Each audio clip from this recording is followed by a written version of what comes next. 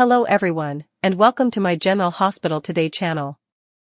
Ned's eyes fluttered open like someone surfacing from the deepest part of a dark, forgotten ocean, the bright hospital lights blurring into soft halos above him as monitors beeped in steady rhythm, reminding him he was still alive even though it didn't quite feel possible.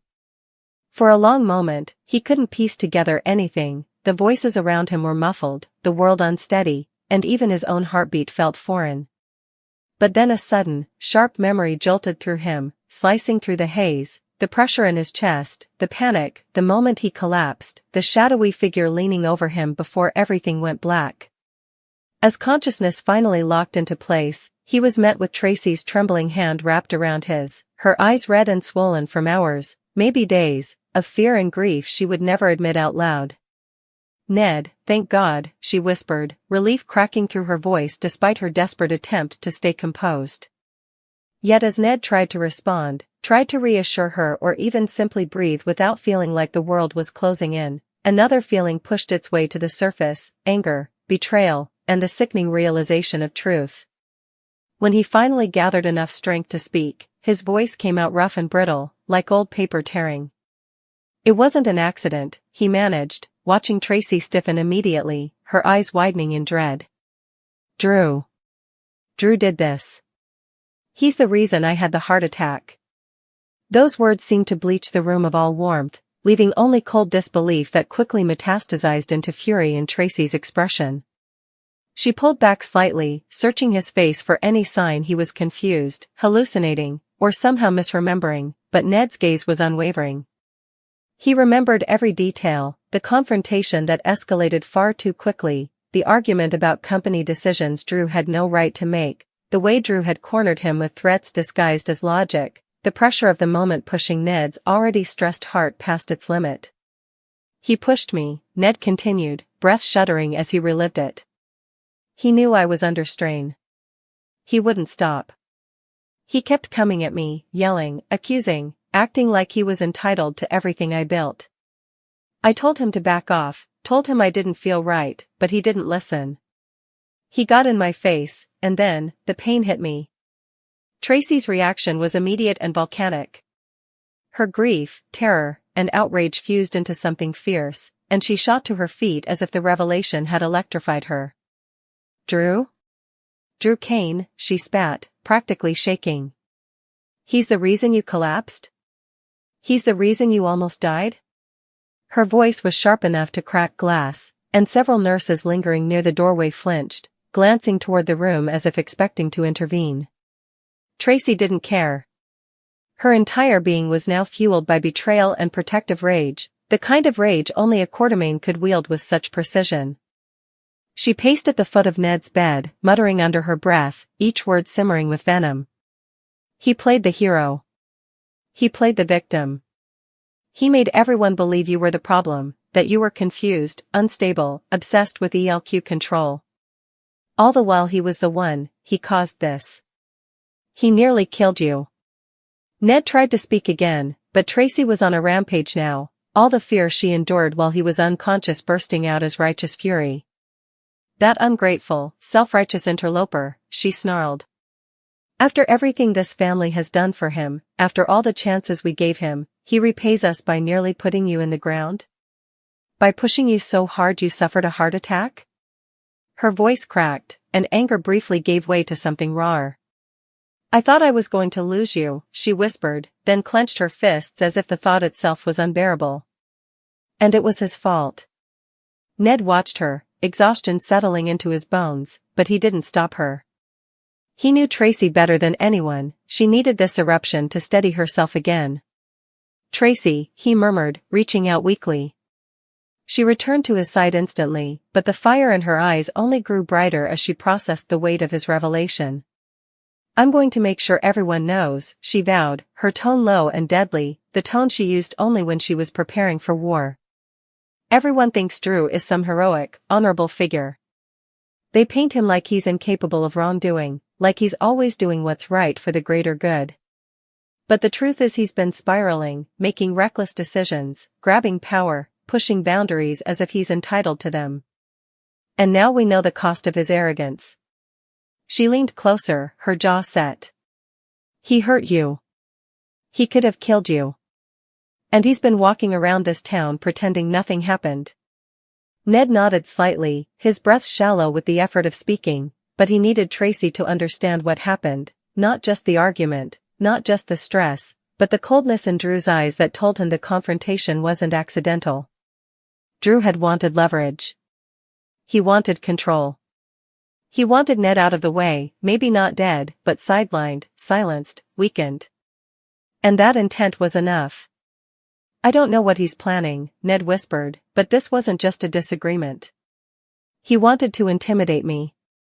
He wanted to make me fold. And when I didn't, his voice faltered, and Tracy finished for him, seething, "He pushed until your heart gave out." She turned toward the door as if ready to march out that very second and confront Drew publicly, loudly, and with all the force of a Quartermaine scorned. "He will not get away with this," she declared. "I don't care who defends him. I don't care who thinks he's innocent. I will not let the man who almost killed you walk around with the luxury of a clean conscience." Ned felt a mixture of dread and gratitude. He knew Tracy's wrath could shake the walls of Port Charles itself. As she paced again, muttering about lawyers, press statements, ELQ board meetings, and destroying Drew's carefully crafted image, he wondered what kind of chaos this truth would unleash. Because he knew one thing with unsettling certainty, Drew would deny everything. He would spin a narrative that made Ned look confused, unstable, overly stressed. He would play the victim or the hero, whichever role served him best in the moment. And with the way people viewed him, they might believe him. But Tracy? She would not allow that. She would drag the truth into the light whether Port Charles was ready for it or not. "This family has survived mob wars, corporate battles, betrayals, and scandals," she said, straightening her shoulders. "But I will not let us be torn apart from the inside by someone who pretends to be one of us." She returned to Ned's side again, her expression firm, her resolve unshakable. "I'm going to fight for you," she promised. "And I'm going to make sure Drew faces consequences for what he's done." Ned closed his eyes, letting the rhythmic beeping of the heart monitor soothe him even as the weight of what came next settled around him like heavy fog. The truth was out. Tracy knew. And once Tracy Quartermaine took up a cause, especially one involving her family, there was no force strong enough to stop her. Outside the hospital room, the world continued unaware of the storm about to break, but inside, a line had been drawn, and Ned could feel the shift in the air. This wasn't just a revelation.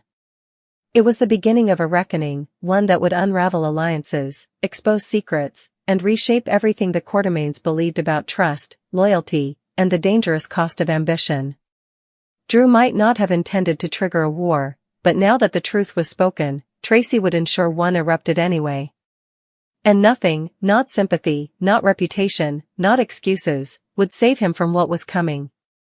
Tracy stood frozen beside Ned's bed, her jaw clenched so tightly that a tremor ran down her neck, the kind that came when Quartermaine anger reached a boiling point capable of flattening entire boardrooms.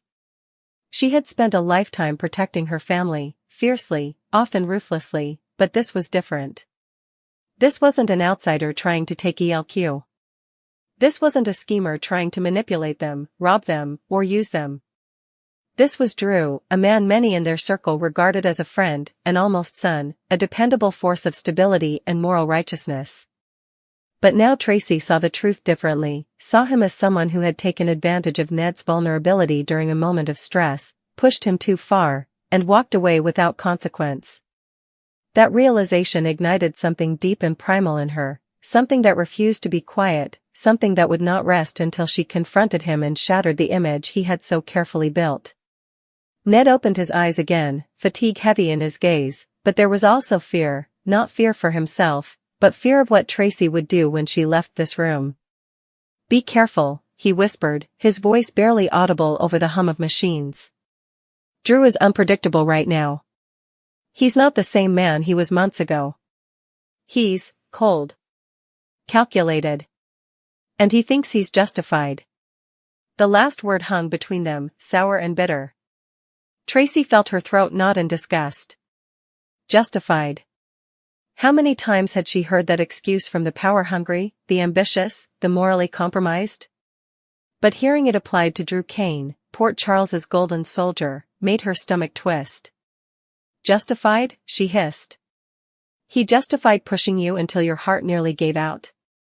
He justified putting you in a hospital bed while he parades around town like some corporate savior? The fury in her voice crackled like raw electricity. No. Absolutely not. Not on my watch. Ned tried to reach for her hand again, but he was too weak, and Tracy stepped closer to take his fingers gently between hers. It was a surprisingly soft gesture from someone who was otherwise a storm made of sharp edges. I'm going to take care of this, she said. But not recklessly, not in a way that will cost you or the family more pain. I'll be strategic. You taught me that long before I ever admitted learning anything from you. A flicker of a smile crossed Ned's lips despite everything, because that was Tracy in a nutshell, both a blade and a shield, both chaos and order, depending on whose side she was on and who needed her. But then his expression darkened again, his eyes squeezing shut as another memory pulsed through him like a live wire. There's something else, he said, taking a shallow breath. Before I collapsed. Drew said something. Something I didn't understand at the time, but now, his voice faltered. He said he wasn't going to let me stop him again. Tracy stiffened. Stop him from what? Ned shook his head. I don't know. But he meant it. He looked at me like I was an obstacle, something in the way, not a person he cared about. And then the pain hit, and everything went dark. Tracy pressed her lips together so hard they blanched. Her chest felt tight, not with fear, but with rage that burned brighter and brighter, fueled by her imagination filling in the blanks. She pictured Drew cornering Ned, using intimidation to get his way, pushing until Ned's heart simply couldn't take the strain. The idea made her tremble with fury. I won't let him hurt you again, she vowed. I won't let him hurt this family again. She turned toward the door, her spine straight and her chin lifted, already planning her next steps.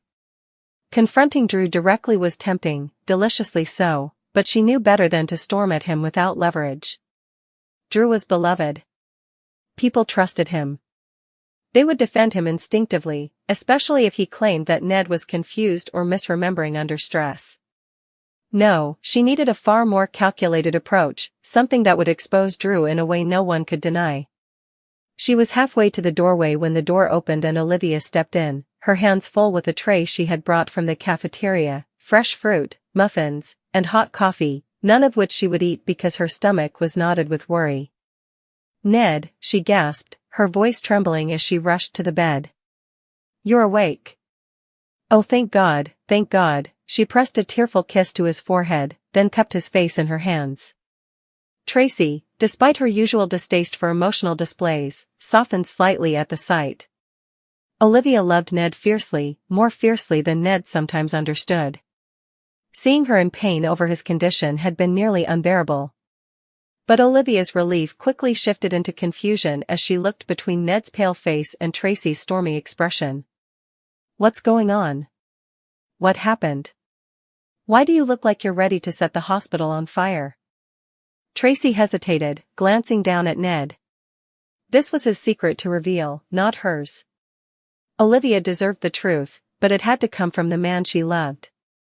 Understanding this, Ned swallowed hard, steeling himself. Liv. I remember what happened, he whispered. Olivia leaned closer, her eyes filling with fear. What do you mean? The doctor said you might have trouble recalling the exact moment. Ned, honey, are you sure? I'm sure. His voice was steady, though strained. Drew caused my heart attack. Olivia froze. For a second, her entire body became a statue, breathless, motionless, shocked beyond comprehension. Then she let out a small, incredulous laugh that was more disbelief than amusement. Ned, sweetheart. Drew? Drew Kane? She shook her head vigorously. No. No. That doesn't make any sense. Drew would never, he wouldn't hurt you. He didn't strike me, Ned said quickly, knowing where her mind had gone. It wasn't physical. It was stress. He pushed me into an argument, an aggressive one. He cornered me, Liv. He knew I wasn't well. He ignored every warning, every request for space. He wouldn't stop. He just kept pushing and pushing until my heart couldn't take it. Olivia stared at him as if her world were tilting. She knew Ned wasn't a liar. She knew he didn't invent things, especially not something this serious. But Drew? Drew, who had risked his life for people? Who had been supportive during Ned's previous struggles?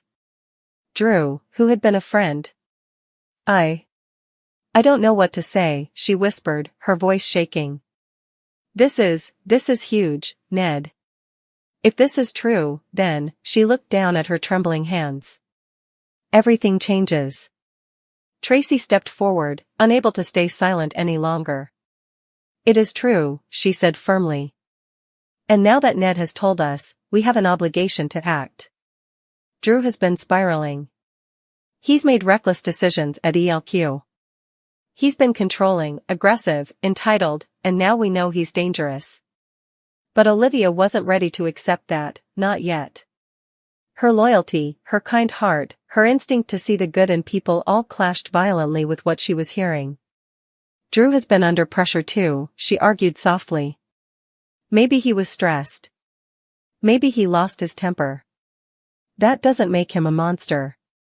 No one said he was a monster, Tracy snapped, though her tone implied she certainly thought so. But he is someone who endangered a member of this family. And I will not let that go unanswered. Ned reached for Olivia's hand again. Liv. I wouldn't lie about this. I wouldn't make something like this up. I nearly died. And Drew caused it. Olivia's shoulders slumped. She believed him. She didn't want to, but she did. She leaned her forehead against Ned's, tears spilling down her cheeks. I'm so sorry, she whispered. I should have known something wasn't right. I should have listened to my instincts. You didn't do anything wrong, Ned murmured. Tracy, however, was done waiting. We need to call Michael, she said firmly. And Brooklyn. And the rest of the ELQ board. This affects them too. Olivia balked. Tracy, no, this isn't a press release. This is about his health. This is also about the future of our family's company, Tracy snapped back. Drew didn't just hurt Ned. He targeted him.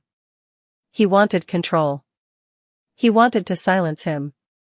And we need to protect ourselves before he tries again. Tracy, Olivia began. No, Tracy lifted a hand to cut her off. I've made up my mind. This family has been taken advantage of enough times. I will not sit idle while a man who nearly killed Ned sits in an ELQ office acting like he belongs there. Olivia looked helplessly at Ned, torn between horror, guilt, and confusion. But Ned, despite his fear of escalating things too quickly, knew Tracy was right on at least one point. Drew wasn't going to confess, and he certainly wasn't going to step back voluntarily. If anything, he might double down. Liv, Ned whispered, squeezing her hand. We need to tell the truth. Olivia nodded slowly, wiping her tears. Okay, she said softly. Okay. But we do this carefully. We don't accuse him publicly until we have proof or a plan. Tracy rolled her eyes. Of course we need a plan. Do you think I was going to march down the street shouting accusations? Please. I have strategy, Olivia. What I don't have is patience. Before Olivia could respond, the door opened again, and this time, the worst possible person stepped inside. Drew. He walked in with an expression of concern carefully plastered on his face, holding a bag containing what looked like takeout soup. I heard he woke up, Drew said, scanning the room. I thought I'd bring something. Ned, how are you feeling? Tracy's face morphed into a look of pure venom. Olivia tensed, her breath catching. And Ned felt his heart begin to race, monitors beeping faster as the man responsible for his collapse stood only a few feet away, pretending to care. Drew stepped closer, oblivious, or pretending to be, to the tension suffocating the room. "I'm glad you're okay," he said. "We were all really worried." The hypocrisy in his voice snapped something inside Tracy. "Get out," she said, her voice cold enough to frost glass. Drew blinked. "Excuse me?" "You heard me," Tracy hissed. "Get out. Now." Drew frowned, confused. "Tracy, what's going on?" "Olivia? Ned?" He stepped closer to the bed, his expression shifting into something more guarded. "Did I walk into something?" "Oh, you walked into something all right," Tracy snarled. "You walked into the room of the man you nearly killed." Drew froze. Olivia looked away, unable to meet his eyes. Ned felt a fresh wave of fear as Drew's expression darkened, not with guilt, but with something far more chilling, calculation. "Ned," Drew said slowly, "what exactly did you tell them?" Tracy stepped between them like a shield. "He told us the truth." Drew's eyes flashed. And in that moment, the war truly began.